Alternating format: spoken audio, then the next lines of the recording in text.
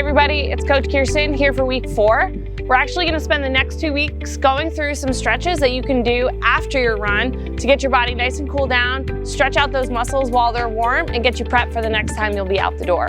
What we're going to start with here are called hip cars. So for these, we're going to start on the ground. You're going to be on all fours, so hands and knees. You can have a mat, a pillow, something underneath if you need that to make it more comfortable.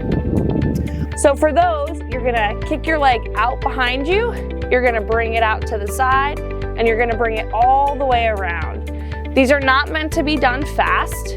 They're meant to kind of bring your hip through its full range of motion. So whatever that is for you is what I want you to do. If that means that your hip's moving this much, but you feel like you're moving through all the motion that you have there in your hip, then you're doing it perfectly. So again, kick back, bring the leg around, and back in. If you want, you can also do these in the opposite direction, where your knee comes forward first, then out to the side, kick it back, and bring it back on in. I like to do about 5 each side. Again, you can change directions with those, and then switch it on over to the other side. Again, keep these nice and slow. They are not meant to be fast. All right, guys, up next, we're gonna be in that same position on our hands and knees, and now we're just gonna go through a cat-cow. What I want you to focus on is, there's 2 different regions of your back we can focus on. One is up here by our shoulders, so you can do your cat-cow where it's more focused here, okay? Taking a kind of a breath, and then letting it go. But you can also focus down here in our lower back. And so again, same motion, but you're really focusing on that low back. So kind of tucking your stomach in and then bringing your belly towards the floor.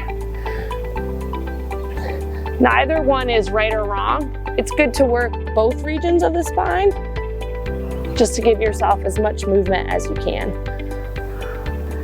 All right, guys, for our last one, you're gonna do something called a Frogger.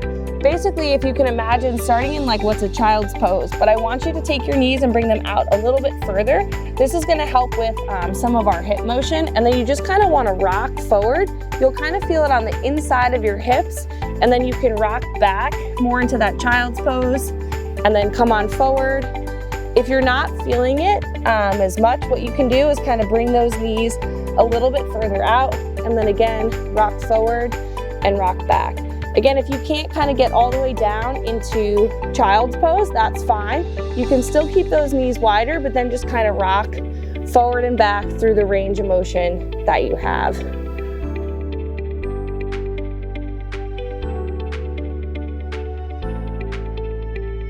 All right, guys, that's it for this week. Looking forward to seeing you next week.